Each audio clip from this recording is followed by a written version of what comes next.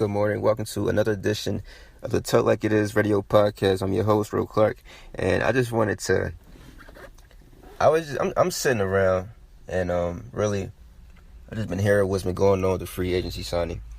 Some moves really caught me, by surprise. I will tell you that. So like a lot of stuff I really haven't been speaking on because I'm kind of waiting to see where the pieces may fall. You could say, but this Rudy Gay signing and the Avery Bradley trade just caught me by surprise. For one, the one thing I want to jump into is the Rudy Gay. Now for the Spurs, like I feel as though I didn't see it coming. I feel as though this is a great signing, something that could help them out. Rudy Gay is another 18 points, and I feel like what better situation could Rudy Gay be in than right now than having the opportunity to play for San Antonio? For one, he's playing for a good organization. For two, he's playing for a great head coach. For three, you're not going to ask him to do much. And for four, he has Kawhi Leonard. He has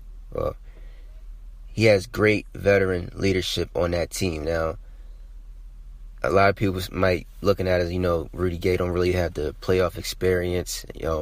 He played in one playoff series, which I believe he's with Memphis. They played the Clippers, whatever, Game 7, and that's pretty much been it. Then he went out last year with a terrible injury, which is really hard to come back off of, and I feel like it's scary, and it's kind of one of my fears. And at the same time, I put it along with like tearing your ACL, your MCL, but he came back off the Achilles injury. So if he can bounce back and be the Rudy Gay who he was a few years ago,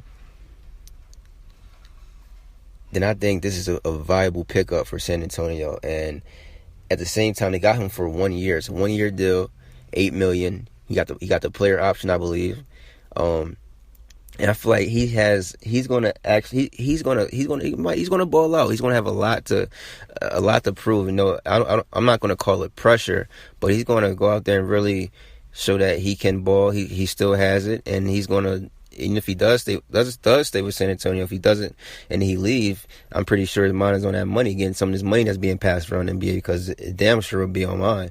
I'm going to sit there and ball hard, try to advertise myself, and I'm trying to come across a couple $100 million, or at least a nice little juicy $80 million for a few years. I don't know about you guys, but I'm getting this money.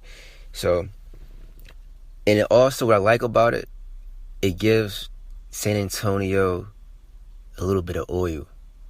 They're not as stiff. It gives them some athleticism. And it gives them something that they lack, but they did before. It gives them a chance to play the small ball.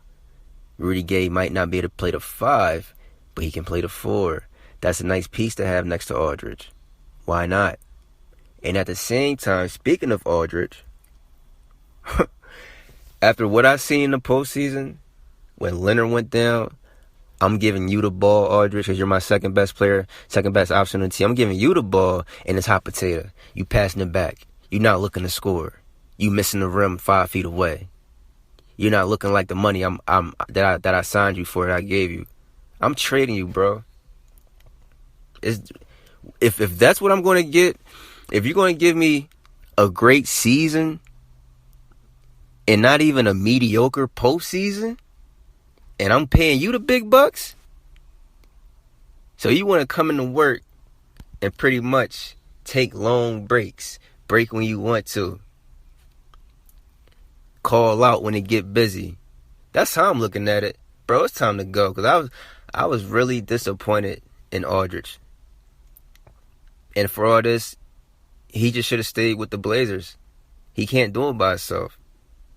Even when he's with Portland, yeah, he had great numbers, but Dame was still closing out. Dame was still being Dame. Dame was still dropping 40 pieces. Dame was still dropping 50 pieces. Dame was still hitting clutch shots. Dame was consistent every night. Demarcus wasn't. Let me switch sides to this Bradley deal. Bradley side. This Bradley trade. First of all, Celtics, you're stupid. Danny Ainge, you're dumb. From the rip. First of all, these guys gave up too much to get Hayward. And what I mean by that, I don't understand, like I said before, the goal is to be the best, is to beat Cleveland, first of all, to be the best in the East, to come out the East and to beat the Warriors, match up with the Warriors. Why the hell are we giving up my second best scoring option and one of my best defenders, especially on a two-guard defender who can do who contributes on both sides of the ball? Why couldn't we give up why couldn't y'all give up a freaking Crowder and a Smart? Guys that won't make you nor break you if you lose them. So between Olynyk and between Bradley, you guys giving up some points. You guys giving up some rebounds. You guys giving up some toughness. You guys giving up some defense for Hayward, who's I consider like a Paul George. He's an all-star at best. He's not a superstar. He's an all-star at best. Is he gonna bring it? Is he gonna bring it every night? Who knows? Now it's just, they're really mediocre. I don't care if you like it or not, because then Isaiah Thomas is going to be in his final year, so you're going to pay him too. I just don't understand it. So now when you guys play Cleveland, who's going to lock up? I'm not going to say lock up, but who's going to be the first one to jump up and say, "Hey, I got Kyrie"? Who's going to really defend Kyrie? Crowder's going to do it. Smart's going to do it. Okay. Yeah, okay. So I'm going to sit back, finish watching these trades go down until this free agency is over. But some of these moves, I'm like, God, I'm like, damn. I just don't understand it half of the time. It's just my opinion. I just don't understand. So talk to me, guys. Message me. Comment. Let me know what you think of all the free agency frenzy that's been going on. The trades, the signings. Everything. Yeah, how do you feel about Rudy Gay in San Antonio? How do you see them doing? How do you see them matching up, coming out in the West? And do you agree with the Celtics and Danny Ainge getting rid of Avery Bradley for Morris? Holla at me.